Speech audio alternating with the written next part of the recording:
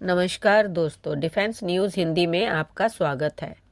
गणेश चतुर्थी की आप सबको बहुत बहुत बधाई। आज की मुख्य खबरें।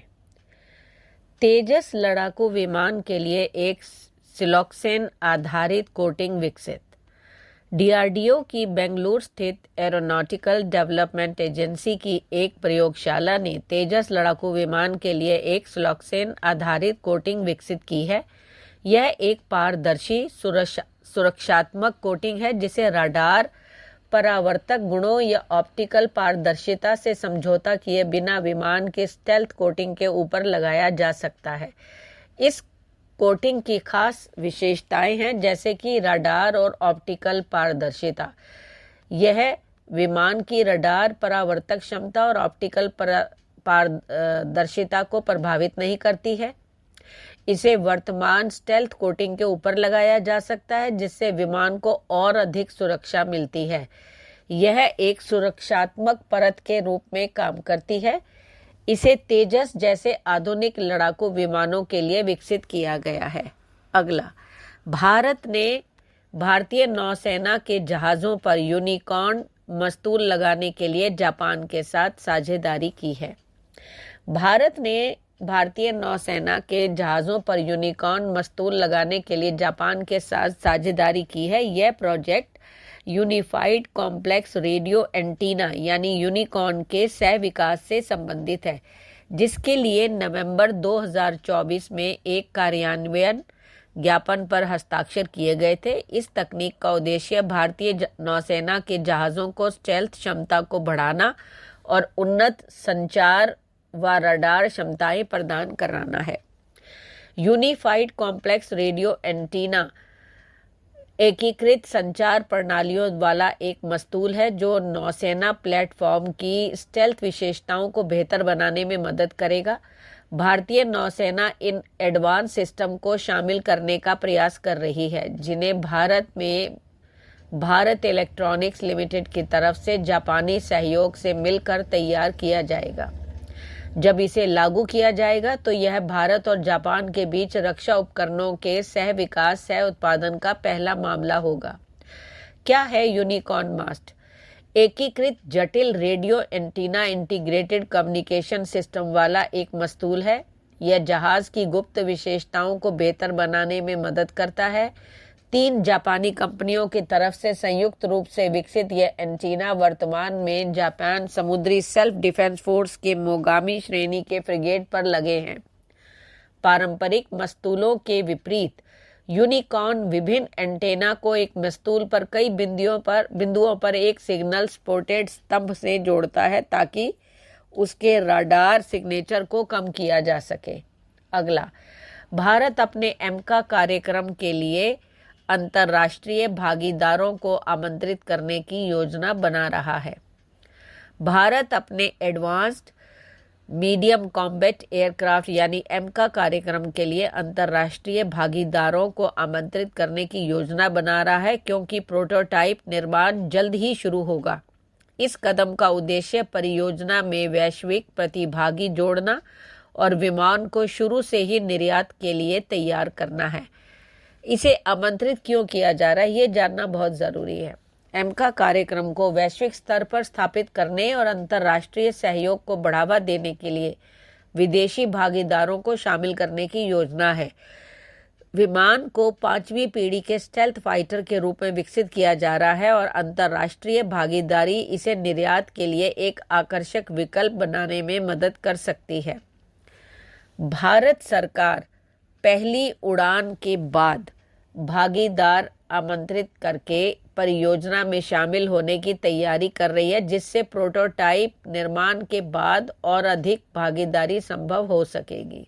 अगला, सेल ने हाल ही में भारतीय नौसेना के स्टेल्थ फ्रिगेट के लिए क्रिटिकल ग्रेड स्टील की आपूर्ति की। Steel authority of India limited यानी सेल SAIL ने हाल ही में भारतीय नौसेना के 2 नए बहु मिशन स्टेल्थ फ्रिगेट्स के लिए 8000 टन क्रिटिकल ग्रेड स्टील की आपूर्ति की है, जिससे देश की रक्षा ज़रूरतों के लिए स्टील पर आयात निर्भरता कम हुई है और आत्मनिर्भर भारत पहल को बढ़ावा मिला है। यह स्टील राउरकेला स्टील प्लांट के विशेष प्लेट प्लांट में निर्मित किया गया है और यह भारतीय नौसेना के जहाज़ों के निर्माण में मेक इन इंडिया पहल का एक प्रमुख उदाहरण है। स्टील की मात्रा 8000 टन है और स्टील का जो प्रकार है वो है क्रिटिकल ग्रेड स्टील। उद्देश्य क्या है इसका? भारतीय नौसेना के 2 नए बहु मिशन स्टेल्थ फ्रिगेट्स के निर्माण के लिए इसकी ज़रूरत है। निर्माता जो है वो steel authority of India limited है और राउरकेला स्टील प्लांट का विशेष प्लेट प्लांट जो है वहाँ पर इसको बनाया जा रहा है। दूसरा, सेल द्वारा विकसित स्टील की आपूर्ति से भारत की आयात पर निर्भरता जो है वो कम होती है। अगला, एस्ट्रा मार्क 2 मिसाइल के एकीकरण के लिए अंतिम परीक्षण चरण में। भारतीय वायुसेना एस्ट्रा मार्क 2 मिसाइल के एकीकरण के लिए अंतिम परीक्षण चरण में है, जिसके बाद इसे जल्द ही वायुसेना में शामिल किया जाएगा, जिससे मिसाइल का उपयोगकर्ता स्तर पर मूल्यांकन शुरू होगा और यह भारतीय वायु शक्ति को मजबूत करेगा। इसकी प्रगति और आगामी कदम के बारे में बताते हैं। परीक्षण चरण जो है वो मिसाइल का विकासात्मक और उपयोगकर्ता परीक्षण 2025 में होने की उम्मीद है, जो इसे भारतीय वायुसेना में शामिल करने की दिशा में अंतिम चरण है। यह मिसाइल 2026 में शामिल हो सकती है। इसके बाद 2027 तक पूर्ण पैमाने पर उत्पादन शुरू होने की उम्मीद है। मिसाइलों के यूनिफाइड कॉमन लॉन्चर का उपयोग किया जा रहा है, जिसका उपयोग Su-30 MKI लड़ाकू विमान में एस्ट्रा MK2 लॉन्च करने के लिए भी किया जा चुका है। अस्त्र मार्क 2 का महत्व क्या है? ये भारत में विकसित एक आधुनिक एयर टू एयर मिसाइल है। इसका एकीकरण भारत की हवाई शक्ति को एक बड़ा मील का पत्थर देगा और देश की वायु रक्षा प्रणाली को उन्नत बनाएगा। इसमें 140 से 160 किलोमीटर की रेंज वाली मिसाइलों का विकास और परीक्षण किया जाएगा। अगला, प्रोजेक्ट कुशा के तहत भारत M3 मिसाइल विकसित कर रहा है। प्रोजेक्ट कुशा के तहत भारत M3 मिसाइल विकसित कर रहा है, जो इसे प्रक्षेपास्त्र रोधी मिसाइल यानी एंटी बैलिस्टिक मिसाइल है और हवाई हमलों व 7 मिसाइल खतरों से निपटने के लिए 350 से 400 किलोमीटर की दूरी तक मार कर सकती है। यह परियोजना का तीसरा और सबसे महत्वपूर्ण हिस्सा है, जिसमें M1 यानी 150 किलोमीटर, M2 यानी 250 किलोमीटर इंटरसेप्टर मिसाइलें भी शामिल हैं, जो भारत की हवाई सुरक्षा प्रणाली यानी एयर डिफेंस सिस्टम को 3 स्तरीय सुरक्षा प्रदान करेगी। इस प्रणाली को DRDO विकसित कर रहा है और इसका उद्देश्य देश के महत्वपूर्ण ठिकानों को हवाई और मिसाइल हमलों से बचाना है।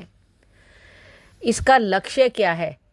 लक्ष्य मैंने जैसे अभी बताया कि भारत की वायु रक्षा क्षमता को मजबूत करने और इसके साथ रूस के S-400 की तरह एक बहुस्तरीय स्वदेशी मिसाइल रक्षा प्रणाली बनाने का है।